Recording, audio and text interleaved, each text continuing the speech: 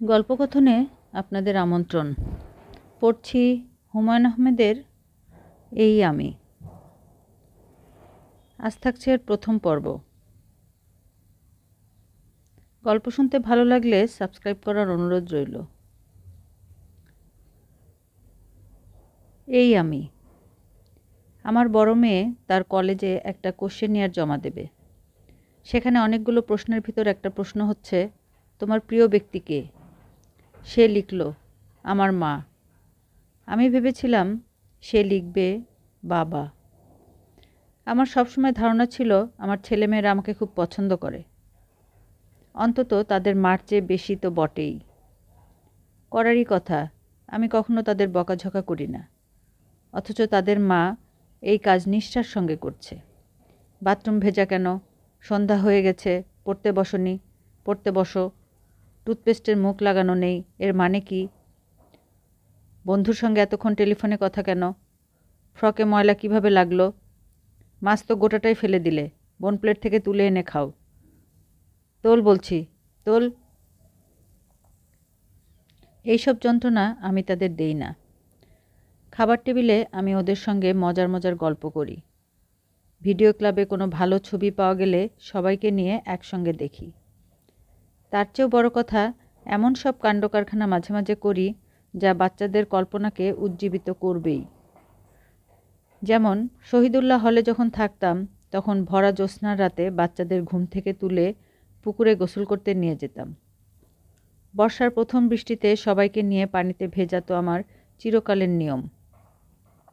সব সময় করছি। যে মানুষটি এমন সব কাণ্ডকারখানা করে, সে কেন প্রিয় হবে না? আমার বড় মেয়ের কোশ্চেনিয়ার দেখে হঠাৎ করে আমার মনে হলো, আমি কি এদের কাছ থেকে দূরে সরে গেছি? যদি দূরে সরে গিয়ে থাকি, তাহলে তা কখন ঘটল? সারাদিন নানান কাজে ব্যস্ত থাকি। ইউনিভার্সিটির কাজ, নাটকের কাজ, লেখার কাজ। এর ফাঁকে ফাঁকে লোক আসছে, প্রকাশকরা আসছেন লেখার তাগাদা নিয়ে। এসেই চলে যাচ্ছেন না, বসছেন, গল্প করছেন, চা খাচ্ছেন। নাটকে অভিনয় করতে ইচ্ছুক তরুণ তরুণীরা আসছে। যেভাবেই হোক তাদের টিভি নাটকে সুযোগ দিতে হবে। আমার গল্প উপন্যাস পড়ে খুশি হয়েছে এমন লোকজন আসছে, খুশি হয়নি এমন লোকজনও আসছে। আসছে পত্রিকা অফিসের মানুষ। কেউ বুঝতে পারছে না আমি ক্লান্ত ও বিরক্ত। আমার বিশ্রাম দরকার, নিরিবিলি দরকার, আমার অনেক দূরে কোথাও চলে যাওয়া দরকার। আমার সবটুকু সময় বাইরের লোকজন নিয়ে যাচ্ছে। আমার ছেলে মেয়েদের জন্য, আমার স্ত্রীর জন্য একটুও সময় আলাদা নেই। একটা শর্ট ফিল্ম বানাচ্ছি। সেই ছবির শুটিংয়ের কারণে 1 সপ্তাহের জন্য বাইরে যেতে হলো। যাবার আগ মুহূর্তে লোকজন এসে উপস্থিত। তাদেরকে বিদায় করতে করতে অনেক দেরি হয়ে গেল। ট্রেন মিস করব। ছুটে গিয়ে গাড়িতে উঠলাম। ড্রাইভারকে বললাম, খুব স্পিডে চালাও। ড্রাইভার উল্কার গতিবেগে ছুটল। আর তখন মনে হলো আসার সময় বিদায় নিয়ে আসা হয়নি। বাচ্চারা হয়তো মনে মনে অপেক্ষা করছে। রওনা হবার আগে আমি বলবো, বাবারা যাই কেমন? সেটা বলা হয়নি। তারা দেখছে অসম্ভব ব্যস্ত এক মানুষকে। একে তারা হয়তো ভালো মতো চেনেও না। একজন অতি চেনা মানুষ এমনি করে আস্তে আস্তে অচেনা হয়ে যায়। সম্ভবত আমিও অচেনা হয়ে গেছি। তবু ক্ষীণ আশা নিয়ে একদিন মেঝো মেয়েকে আড়ালে ডেকে নিয়ে গেলাম। গলা নিচু করে কথা বলছি, যেন অন্য কেউ কিছু শুনতে না পায়। কেমন আছো গো মা? ভালো। খুব ভালো না মোটামুটি ভালো? খুব ভালো। এখন বলো দেখি, তোমার সবচেয়ে প্রিয় মানুষ কে? কোনো প্রিয় মানুষ নেই বাবা। না থাকলেও তো এমন মানুষ আছে যাদের তোমার ভালো লাগে, আছে না? মা। মা তোমার সবচেয়ে প্রিয়? আর কেউ আছে? আর ছোট চাচি। আর কেউ? শাহিন চাচা। আমি অবাক হয়ে লক্ষ্য করলাম লিস্ট লম্বা হচ্ছে, কিন্তু সেই দীর্ঘ লিস্টে আমার নাম নেই। আমাকে সে হিসেবের মধ্যেই আনছে না। এরকম কেন হবে? দুদিন আমি খুব চিন্তা করলাম। ভেবেছিলাম ব্যাপারটা নিজের মধ্যেই রাখব। আমার স্ত্রী গুলতেকিনকে জানাবো না। এক রাতে তাকেও বললাম। সে বলল, কি অদ্ভুত কথা বলছো, বাচ্চারা তোমাকে অপছন্দ করবে কেন? তুমি ওদের খুবই প্রিয়। তুমি আমাকে সান্ত্বনা দেওয়ার জন্য বলছো? মোটেই না। আমার ধারণা তোমার মতো ভালো বাবা কমই আছে। সত্যি বলছো? হ্যাঁ, সত্যি। শিলার দুধ খাওয়ার ব্যাপারটা মনে করো, কজন বাবা এরকম করবে? শিলার দুধ খাওয়ার কথা মনে আছে? আছে। আমার মেয়ের দুধ খাওয়ার গল্পটা বলি। তার কাছে এই পৃথিবীর সবচেয়ে অপছন্দের খাবার হলো দুধ। দুধের বদলে তাকে বিষ খেতে দেওয়া হলেও সে হাসি মুখে খেয়ে ফেলবে। সেই ভয়াবহ পানীয় তাকে রোজ বিকেলে 1 গ্লাস করে খেতে হয়। আমি আমার কন্যার কষ্ট দেখে এক বিকালে তার দুধ চুমুক দিয়ে খেয়ে ফেললাম। তাকে বললাম, মাকে বলিস না আমি খেয়েছি। এরপর থেকে রোজ তার দুধ খেতে হয়। একসময় নিজের কাছেও অসহ্য বোধ হলো। তখন দুজন মিলে যুক্তি করে বেসিনে ফেলে দিতে লাগলাম। বেশি দিন চালানো গেল না, ধরা পড়ে গেলাম। বাবা হিসেবে আমি যা করেছি তা আদর্শ বাবার কাজ না, তবে শিশুদের পছন্দের বাবার কাজ তো বটেই।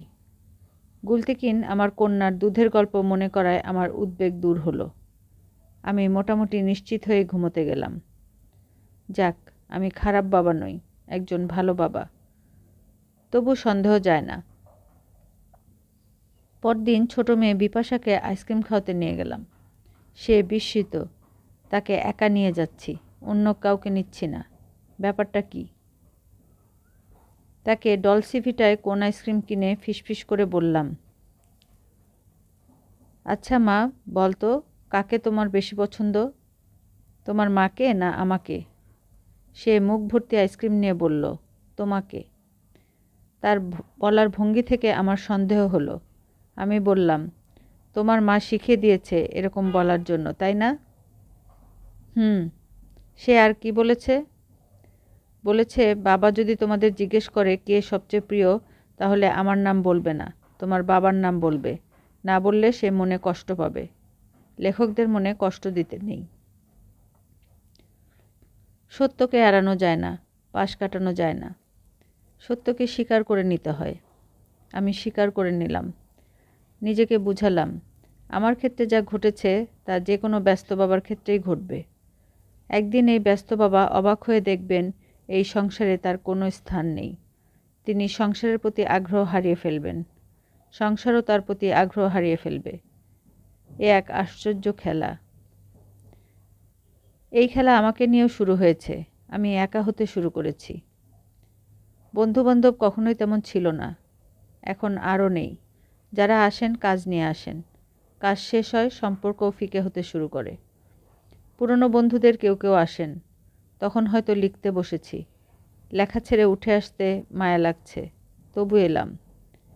গল্প জমাতে পারছি না, সারাক্ষণ মাথায় ঘুরছে। এরা কখন যাবে, এরা কখন যাবে, এরা এখনো যাচ্ছে না কেন? যে আন্তরিকতা, যে আবেগ নিয়ে তারা এসেছেন, আমি তা ফেরত দিতে পারলাম না। তারা মন খারাপ করে চলে গেলেন। আমিও মন খারাপ করেই লিখতে বসলাম। কিন্তু সুর কেটে গেছে। লেখার সঙ্গে আর যোগসূত্র তৈরি হচ্ছে না। যে চরিত্রটা হাতের কাছে ছিল তারা দূরে সরে গেছে। তবু তাদের আনতে চেষ্টা করছি। অনেক কষ্টে কয়েক পৃষ্ঠা লেখা হলো। ভালো লাগলো না। ছিঁড়ে কুচি কুচি করে ঘুমোতে গেলাম। মাথা দপদপ করছে, ঘুম আসছে না। চা খেলে হয়তো ভালো লাগবে। গভীর রাতে কে চা বানিয়ে দেবে? রান্নাঘরে গিয়ে নিজেই খুটখাট করছি। গুলতেকিন এসে দাঁড়ালো। ঘুম ঘুম চোখে বলল, তুমি বারান্দায় বসো, আমি চা বানিয়ে আনছি। সে শুধু আমার জন্য চা আনলো না, নিজের জন্যও আনলো। 8তলা ফ্ল্যাটের বারান্দায় বসে দুজনে চুকচুক করে চা খাচ্ছি। আমি খানিকটা লজ্জিত বোধ করছি। আমার কারণে এত রাতে গুলতেকিনকে উঠতে হলো। লজ্জা কাটানোর জন্য অকারণেই বললাম, চা খুব ভালো হয়েছে, এক্সিলেন্ট। সে কিছু বলল না।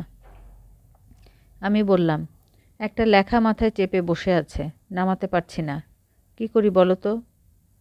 সে হালকা গলায় বলল, লাঠি দিয়ে তোমার মাথায় একটা বাড়ি দেই, তাতে যদি নামে তো নামলো, না নামলে কি আর করা। আমরা দুজনেই হেসে উঠলাম। এতে টেনশন খানিকটা কমল। আমি বললাম, গল্পটা কি শুনতে চাও? বলো। আমি বুঝতে পারছি তার শোনার তেমন আগ্রহ নেই। সারাদিনের পরিশ্রমে সে ক্লান্ত, ঘুমে তার চোখ বন্ধ হয়ে আসছে। তারপরেও আমাকে খুশি করার জন্য জেগে থাকা। আমি প্রবল উৎসাহে গল্পটা বলতে শুরু করেছি। মতি নামের এক লোক, তাকে বেঁধে রাখা হয়েছে। গ্রামের লোকজন মিলে ঠিক করেছে খেজুরের কাঁটা দিয়ে তার দুটো চোখই উপড়ে ফেলা হবে। মতির চোখ তোলা হবে কেন? সে কি করেছে? এখনও ঠিক করিনি সে কি করেছে, তবে গ্রামবাসীর চোখে সে অপরাধী তো বটেই, নয়তো তার চোখ তোলা হবে কেন? তাকে ভয়ঙ্কর কোনো অপরাধী হিসেবে আমি দেখাতে চাই না। ভয়ঙ্কর অপরাধী হিসেবে দেখালে আমার পারপাস সার্ভড হবে না। তোমার পারপাসটা কি? চোখ তোলার ব্যাপারটা যে কী পরিমাণ অমানবিক সেটা তুলে ধরা। এমনভাবে গল্পটা লিখব যেন যেন যেন কি? তোমাকে ঠিক বুঝাতে পারছি না। মানে ব্যাপারই হলো কি? গুলতেকিনকে বলতে বলতে গল্প লেখার আগ্রহ আবার বোধ করতে লাগলাম। আমার মনে হতে লাগলো এক্ষুনি লিখে ফেলতে হবে। এক্ষুনি না লিখলে আর লিখতে পারবো না। আমি আমার স্ত্রীর সঙ্গে বারান্দায় বসে আছি। আকাশে এক ফালি চাঁদও আছে। বারান্দায় সুন্দর জ্যোৎস্না, অথচ এই জ্যোৎস্নায় আমি গুলতেকিনকে দেখছি না। দেখছি তার জায়গায় মতি মিয়া বসে আছে। তাকে দড়ি দিয়ে বাঁধা হয়েছে। সে অসহায়ভাবে তাকাচ্ছে আমার দিকে। চোখের দৃষ্টিতে বলছে, আমার ঘটনাটা লিখে ফেললে হয় না? কেন দেরি করছেন? আমি ক্ষীণ গলায় ডাকলাম, গুলতেকিন। কি? তুমি কি আর এক কাপ চা বানিয়ে দিতে পারবে? শুবে না? না, মানে ভাবছি গল্পটা শেষ করেই ঘুমোতে যাই। সকালে লিখলে হয় না? হুম। সে উঠে চলে গেল। রান্নাঘরে বাতি জ্বলল। কিছু দূর লিখলাম। না, ভালো হচ্ছে না। মতিকে আমি নিজে যেভাবে দেখছি সেভাবে লিখতে পারছি না। নিজের উপর রাগ লাগছে, সেই সঙ্গে আশেপাশের সবার উপরে রাগ লাগছে। চায়ের কাপে চুমুক দিয়ে মনে হলো পৃথিবীর কুৎসিততম চায়ে চুমুক দিলাম। না হয়েছে লিকার, না হয়েছে মিষ্টি। নিজের অজান্তেই বলে ফেললাম, এটা কি বানিয়েছ? ছোট ছেলে নুহাসের ঘুম ভেঙে গেছে। ঘুম ভাঙলেই সে খানিকক্ষণ কাঁদে। সে কাঁদছে। আমি বিরক্ত হয়ে গুলতেকিনকে বললাম, দাঁড়িয়ে দেখছ কি? কান্নাটা থামাও না। গুলতেকিন কান্না থামাতে গেল। সে কান্না থামাতে পারছে না। কান্না আরও বাড়ছে। কাঁদতে কাঁদতেই নুহাস দুবার ডাকল, বাবা, বাবা। সে নতুন কথা শিখেছে। কি সুন্দর লাগে তার কথা। আমার উচিত উঠে গিয়ে তাকে কোলে নিয়ে আদর করা। ইচ্ছে করছে না, বরং রাগে শরীর জ্বলছে। মনে হচ্ছে এরা সবাই মিলে প্রাণপণ চেষ্টা করছে যেন আমি লিখতে না পারি। আমি ক্ষুব্ধ ও বিরক্ত গলায় বললাম, সামান্য একটা কান্নাও থামাতে পারছ না? তুমি কি করো? গুলতেকিন ছেলে কোলে নিয়ে দরজা খুলে বাইরে যাচ্ছে। খোলা বারান্দায় খানিকক্ষণ হাঁটবে। নুহাস আমাকে দেখে আবারও কাঁদতে কাঁদতে ডাকল, বাবা, বাবা। আমি বিচলিত হলাম না। আমার সামনে মতি। কিছুক্ষণের মধ্যে মতির চোখ উপড়ে ফেলা হবে। এমন ভয়াবহ সময়ে ছেলের কান্না কোনো ব্যাপারই না। বাচ্চারা অকারণেই কাঁদে, আবার অকারণেই তাদের কান্না থেমে যায়। এর কান্না থামবে, এর দুঃখের অবসান হবে, কিন্তু মতি মিয়ার কী হবে? ছেলের কান্না থেমেছে। সে ঘুমিয়ে পড়েছে। তার মা তাকে বিছানায় শুইয়ে নিজে মাথার কাছে মূর্তির মতো বসে আছে। আমার এখন খারাপ লাগতে শুরু করেছে। আমার মনে পড়েছে নুহাসের সকাল থেকে জ্বর। তার মা তাকে ডাক্তারের কাছে নিয়ে গিয়েছিল। আমি নিয়ে যাইনি। ডাক্তারের চেম্বারে 3 ঘন্টা বসে থেকে নষ্ট করার মতো সময় আমার নেই। তাছাড়া অসুখ বিসুখ আমার ভালো লাগে না। এক গাদা রোগীর মাঝখানে বসে থাকা। হাতে নম্বর ধরিয়ে দেয়া হয়েছে 42। ডাক্তার সাহেব দেখছেন 7 নাম্বার। কখন 42 আসবে কে জানে। ডাক্তার নিয়ে যা করার গুলতেকিন করবে, আমি এর মধ্যে নেই। বাজারে যেতে হবে। নোংরা মাছ বাজারে থলি হাতে ঘোরা এবং প্রতিটি আইটেমে ঠকে আসা আমাকে দিয়ে হবে না। সেও গুলতেকিনের ডিপার্টমেন্ট। বাচ্চা কাচ্চাদের পড়াশোনা দেখা অসম্ভব ব্যাপার। নিজের পড়া নিয়ে কুল পাচ্ছি না, এদের পড়া কখন দেখব? যা হবার হবে। সংসার জলে ভেসে যাচ্ছে, যাক ভেসে। খুব স্বার্থপরের মতো কথা। আমি অবশ্যই স্বার্থপর, নিজেরটাই দেখি, আর কিছু না। টিভিতে নাটক চলছে, আমার সমস্ত মমতা নাটকের জন্য। রেকর্ডিং থেকে রাত 12টা-1টায় ফিরি। কোনো রকম ক্লান্ত বোধ করি না। বাসার সবাই যে না খেয়ে আমার জন্য অপেক্ষা করছে তা আমার চোখে পড়ে না। নাটক ছাড়া তখন মাথায় আর কিছুই ঢুকে না। এই মুহূর্তে নাটক ছাড়া আমার ভুবন আর কিছু নেই। মেয়ের জন্মদিন হবে, সে তার সব বান্ধবীকে দাওয়াত দিয়েছে। না, আমি তো থাকতে পারবো না। নাটকের রিহার্সেল আছে। জন্মদিন প্রতি বছর একবার করে আসবে, রিহার্সেল তো প্রতি বছর একবার করে আসবে না। এরা বুঝতে পারে না। নাটকের রিহার্সেল আমার জন্য এত জরুরি কেন? আমি বুঝতে পারি না জন্মদিন ওদের এত জরুরি কেন। ক্রমে ক্রমেই আমরা দূরে সরে যাই। আমরা ব্যথিত হই। সেই ব্যথা কেউ কাউকে বুঝাতে পারি না। অন্য সব ছেলেদের মতো আমারও ইচ্ছা ছিল নিজেকে একজন আদর্শ মানুষ হিসেবে গড়ে তুলব। অন্য 10 জনের মতো হলে আমার চলবে না। আমাকে আলাদা হতে হবে। চারপাশের মানুষদের মধ্যে যা কিছু ভালো গুণ দেখেছি তাই নিজের মধ্যে আনার চেষ্টা করেছি। চেষ্টা পর্যন্তই, লাভ কিছু হয়নি। মানুষ পরিবেশ দিয়ে পরিচালিত হয় না। মানুষের চালনা শক্তি তার ডিএনএ, যা সে জন্মসূত্রে নিয়ে এসেছে। তার চারপাশের জগৎ তাকে সামান্যই প্রভাবিত করে। আমি আমার ডিএনএ অণুর গঠন কি জানি না। আমাদের জ্ঞান সেই পর্যন্ত পৌঁছেনি।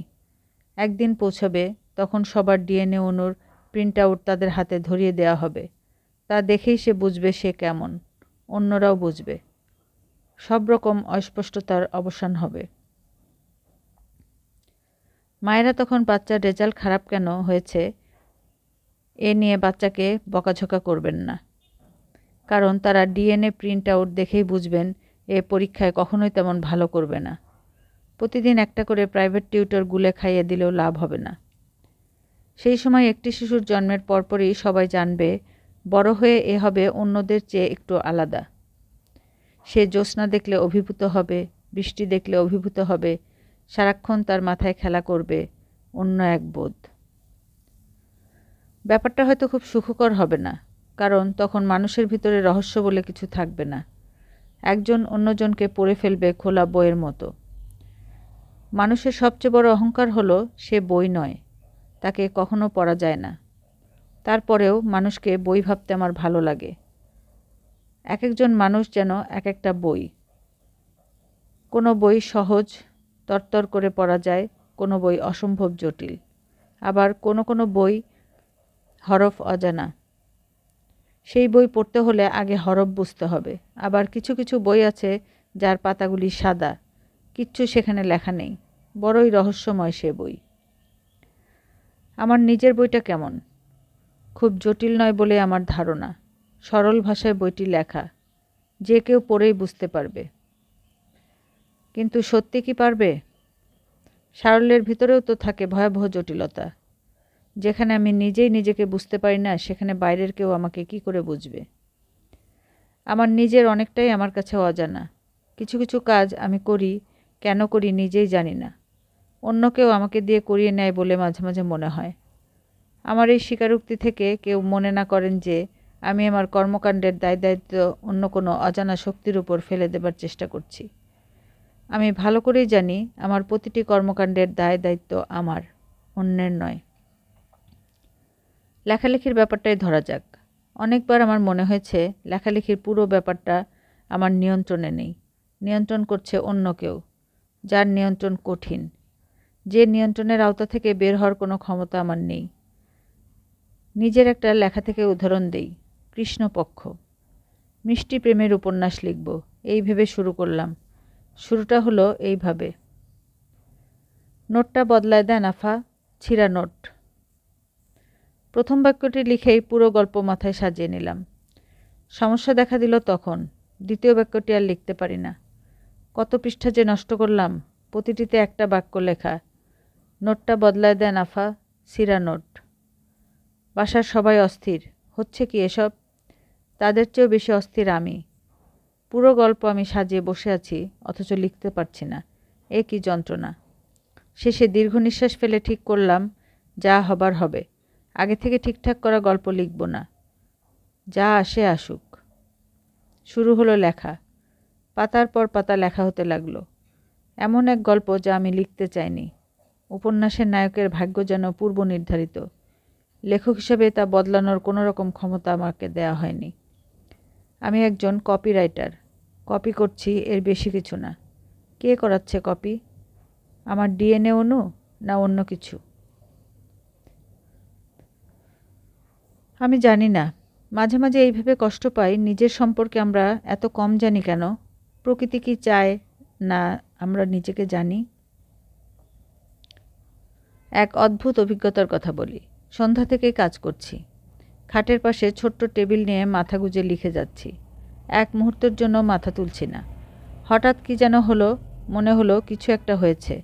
অদ্ভুত কিছু ঘটে গেছে। বিরাট কোনো ঘটনা, আর আমি তাতে অংশগ্রহণ না করে বোকার মতো মাথা গুঁজে লিখে যাচ্ছি। লেখার খাতা বন্ধ করে উঠে পড়লাম, কিন্তু বুঝতে পারলাম না ব্যাপারটা কী। অস্থিরতা খুব বাড়ল। একবার মনে হলো এইসব মাথা খারাপের পূর্বের লক্ষণ। মাথা খারাপের আগের আগে নিশ্চয়ই মানুষের এমন ভয়ঙ্কর পরিস্থিতি হয়। বারান্দায় এসে দাঁড়াবার সঙ্গে সঙ্গে অস্থিরতার কারণ স্পষ্ট হলো। আজ পূর্ণিমা, আকাশ ভরা জ্যোৎস্না। প্রকৃতির এই অসাধারণ সৌন্দর্য উপেক্ষা করে আমি কিনা ঘরের অন্ধকার কোণে বসে আছি। অনেকেই বলবেন এটা এমন কোনো অস্বাভাবিক ঘটনা না। যেহেতু জ্যোৎস্না আমার প্রিয়, আমার অবচেতন মন খেয়াল রাখছে কবে জ্যোৎস্না। সেই অবচেতন মনই মনে করিয়ে দিচ্ছে, আর কিছু না। সেই অবচেতন মনটাই বা কি, কতটুকুই বা তার ক্ষমতা? লেখকদের লেখালেখি কি অবচেতন মন নামক সমুদ্রে ভেসে ওঠে? সেখান থেকে চলে আসে চেতন জগতে? সেই ইন্দ্রিয় অগ্রাহ্য জগৎটি আমার জানতে ইচ্ছা করে, বুঝতে ইচ্ছা করে। অনার্স ক্লাসে আমি কোয়ান্টাম বলবিদ্যা পড়াই। আমাকে পড়াতে হয় ভার্নার হাইজেনবার্গের অনিশ্চয়তা সূত্র। আমি বলি, শোনো ছেলেমেয়েরা, কোনো বস্তুর অবস্থান ও গতি একই সময়ে নির্ণয় করা যায় না। এই দুইয়ের ভিতর সবসময় থাকে এক অনিশ্চয়তা। তুমি অবস্থান পুরোপুরি জানলে গতিতে অনিশ্চয়তা চলে আসবে, আবার গতি জানলে অনিশ্চয়তা চলে আসবে অবস্থানে। ছাত্ররা প্রশ্ন করে, স্যার কেন? আমি নির্বিকার থাকার চেষ্টা করতে করতে বলি, এটা প্রকৃতির বেঁধে দেওয়া নিয়ম। প্রকৃতি চায় না আমরা গতি ও অবস্থান ঠিকঠাক জানি। জ্ঞানের অনেকখানি প্রকৃতি নিজের কাছে রেখে দেয়, প্রকাশ করে না। কেন স্যার? জানি না। কোয়ান্টাম বলবিদ্যার শিক্ষক হিসেবে ছাত্রদের অনেক প্রশ্নের উত্তরে আমাকে বলতে হয় জানি না। জ্ঞানের তীব্র পিপাসা দিয়ে মানুষকে যিনি পাঠিয়েছেন, তিনি আবার জ্ঞানের একটি অংশ মানুষের কাছ থেকে সরিয়ে রেখেছেন। কেন? উত্তর জানা নেই। এই মহাবিশ্বের বেশিরভাগ প্রশ্নের উত্তরই আমার জানা নেই। আমরা জানতে চেষ্টা করছি। যতই জানছি ততই বিচলিত হচ্ছি। আরও নতুন সব প্রশ্ন দেখা দিচ্ছে। বিজ্ঞানীরা নিদারুণ আতঙ্কের সঙ্গে লক্ষ্য করছেন তাদের সামনে কঠিন কালো পর্দা, যা কোনো দিনই ওঠানো সম্ভব না। কী আছে এই পর্দার আড়ালে তা জানা যাবে না। আমার যাবতীয় রচনায় আমি ওই কালো পর্দাটির প্রতি ইঙ্গিত করি। আমি জানি না আমার পাঠক পাঠিকারা সেই ইঙ্গিত কি ধরতে পারেন, নাকি তার গল্প পড়েই তৃপ্তি পান। উদাহরণ দেই। কৃষ্ণপক্ষ উপন্যাসের নায়ক মুহিবের বিয়ের দিন একটা কটকটে হলুদ রঙের পাঞ্জাবি পরে এসেছিল। সবাই তাই নিয়ে খুব হাসাহাসি করল। ছেলেটি মারা গেল বিয়ের পর দিন। তার স্ত্রী অরুর বিয়ে হলো অন্য এক জায়গায়। কেটে গেল দীর্ঘ 20 বছর। 20 বছর পর সেই অরুর মেয়ের বিয়ে হচ্ছে। বাড়িতে তুমুল উত্তেজনা। বর এসেছে, বর এসেছে। অরু আগ্রহ করে নিজেও তার কন্যার বর দেখতে গেলেন। ছেলেকে দেখেই তিনি চমকে উঠলেন। তার গায়েও কটকটে হলুদ রঙের পাঞ্জাবি। যেন এই ছেলে 20 বছর আগে মুহিবের পাঞ্জাবিটা পরে চলে এসেছে। অনেকেই আমাকে বলেছেন, কৃষ্ণপক্ষ উপন্যাস থেকে হলুদ পাঞ্জাবির অংশটা বাদ দিলে উপন্যাসটা সুন্দর হতো। উপন্যাসে এই অংশটুকুই দুর্বল, হিন্দি ছবির মতো মেলোড্রামা। অথচ উপন্যাসটা লেখাই হয়েছে হলুদ পাঞ্জাবির ব্যাপারটির জন্য। আমি কি আমার বোধ পাঠকদের কাছে ছড়িয়ে দিতে ব্যর্থ হচ্ছি? এরা হিমুর বাইরের রূপটি দেখে, তার উদ্ভট কাণ্ডকারখানায় মজা পায়, কিন্তু এর বাইরেও তো হিমুর অনেক কিছু বলার আছে। হিমু ক্রমাগত বলেও যাচ্ছে, কেন কেউ তা ধরতে পারছে না? লেখক হিসেবে এর চেয়ে বড় ব্যর্থতা আর কি হতে পারে? আমি আমার গল্পটা লিখে শেষ করেছি। মতির চোখ উপড়ে ফেলার গল্প। সাধারণত গল্পগুলো আমি গভীর রাতে শেষ করি। এই প্রথম শেষ করলাম বিকেলে। আনন্দে চোখে পানি এসে গেল। চোখ মুছে শোবার ঘরে এসে দেখি আমার মেয়েরা সবাই সাজ পোশাক পরছে। এক একজনকে পরীর মতো দেখাচ্ছে। আমি বললাম, ব্যাপার কি? ওরা ঝলমল করতে করতে বলল, তুমি কাপড় পরে নাও, দেরি করছো কেন? আমরা বিয়েতে যাব না? ওদের মা বলল, তোর বাবার চোখ দেখে বুঝতে পারছিস না সে যাবে না? সে ঘরে চুপচাপ একা একা বসে থাকবে। বড় মেয়ে দুঃখিত গলায় বলল, বাবা তুমি যাবে না? আমি বললাম, অবশ্যই যাব। কে বলেছে যাব না? শার্ট প্যান্ট ইস্ত্রি করা নিয়ে অতিরিক্ত রকম ব্যস্ত হয়ে পড়লাম। বিয়েবাড়িতেও সবার সঙ্গে খুব হইচই করলাম। গল্প গুজব রসিকতা। সবাই ভাবল, বাহ, লোকটা বেশ মজার তো। কেউ আমার নিঃসঙ্গতা বুঝতে পারল না। শুধু এক ফাঁকে গুলতিকিন এসে বলল, তোমার কি হয়েছে? আমি জবাব দিলাম না। আমার কি হয়েছে আমি নিজেই কি চাই জানি? শুধু জানি মতি মিয়ার গল্প লিখে শেষ করেছি। মতি মিয়া এখন আর আমার দিকে তাকিয়ে থেকে কাতর অনুনয় করবে না। স্যার, আমার ব্যাপারটা লিখে ফেলুন। জীবনের গভীরতম বোধকে আমি অনুভব করতে পারি। জ্যোৎস্নার অপূর্ব ফুলকে আমি দেখতে পাই, কিন্তু তার অন্তরে এতই গভীর যে আমি তুলে আনতে পারি না। বারবার হাত ফসকে যায়। দীর্ঘ দিবস দীর্ঘ রজনী জেগে আমি অপেক্ষা করি। কোনোদিন কি পারবো সেই মহান বোধকে স্পর্শ করতে? নিজেকে বোঝাই, ভাগ্যে যা আছে তা হবে। Every man's fate we have fastened on his own neck. সূরা বনি ইসরাইল।